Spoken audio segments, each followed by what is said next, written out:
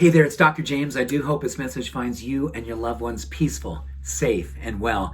And you may want to take an extra moment before we begin and just kind of take a breath and lean into this message. You may even want to close your eyes because this message is very spiritual, it's very cerebral, and I believe it's very necessary for the times that we're living in right now.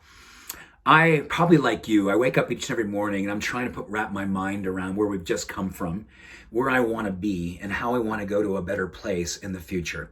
A better place in how I show up for the world, how I show up for my heart's knowing, and how do I live my truth at a deeper, more vital way.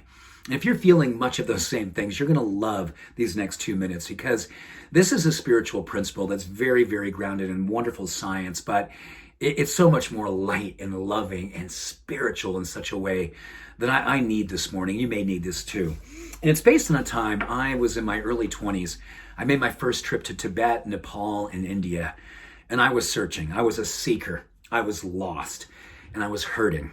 And I got a chance to do something called a Datun. And a Datun is a 30-day Tibetan Buddhist meditation practice where you literally, for 30 straight days, commit to meditating 10 to 12 and even 14 hours for 30 straight days, and you don't speak for all 30 days.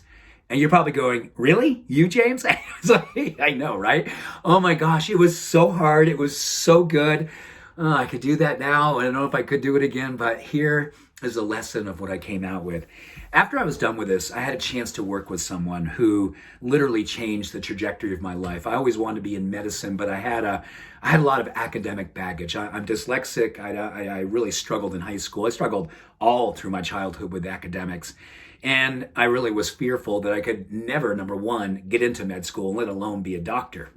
So as I was working through this process of the Datun, I kept on asking Spirit, what it is I could be doing. How could I be really deepening this practice around healing and deepening the practice of self-love, self-compassion, and self-care.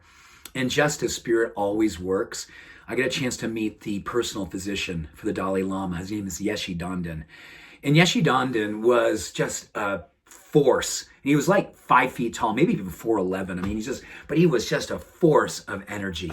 And he taught me this practice. It's called Sama, which basically means full effort, energy coming from the divine, and exquisite vitality. And it's a Tibetan practice for how it is that we muster up another level of vitality, not just in terms of our health, but more importantly, the light and energy we bring into each and every moment of our life. Because that's what we need right now. We need light, we need energy, we need wisdom, we need conviction. And that's what Sama is all about. And he went on to teach me about how you get the mitochondria, which I'm sure you've heard of. It's like the powerhouse within every single cell in our body. So there's literally billions and billions and billions of these. And guess what? Each and every one of these has its own little power factory. It's called the mitochondria. And interesting enough, Yeshi talked all about different ways through breathing, through your diaphragm, and how meditation helps to give the mitochondria its awesomeness, its fuel, so it can give you the energy of the divine. And he went on to talk about how he was so funny. We have HIIT training. He had kind of like HIIT walking. He would walk really, really, really slow for like a minute. And then he'd walk with these little steps with his gown, saffron gown on. And then he'd walk really, really fast and he'd slow it down. And we'd all be behind him. There's like, 30 or 40 of us behind him doing the same thing. And I was like, wow, this is interesting. It's kind of fun. It's kind of silly. But you felt like, And now I know through the science of HIIT training, Yeshi, 30 plus years ago, he was given his mitochondria vitality, even as a meditating Buddhist monk. He just knew this is what he had to do. Alongside of that, Yeshi was like, he's like no sugar, no ever sugar. And you learn more and more about how accelerated glycans, these bad things that happen when you eat sugar, they literally destroy your energy.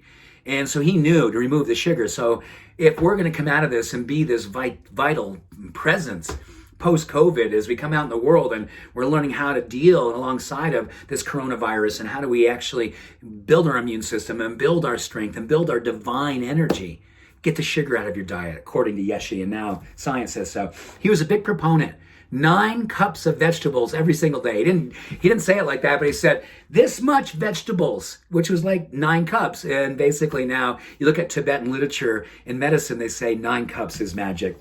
He was a big proponent of napping.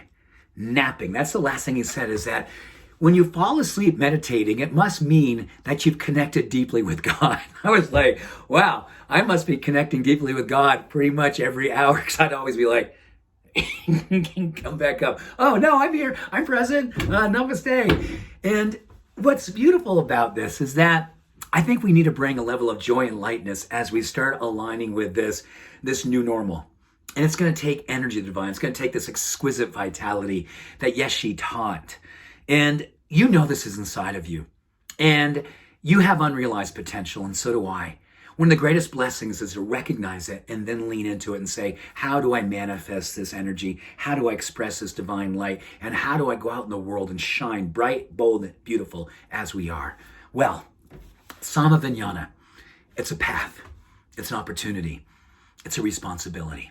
Let's go out and shine like our life depends on it. Because this new normal is here. I think it's going to be here forever.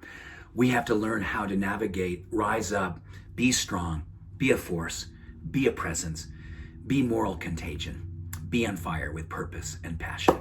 So it is. Much love and every blessing. Have a beautiful day. Bye for now.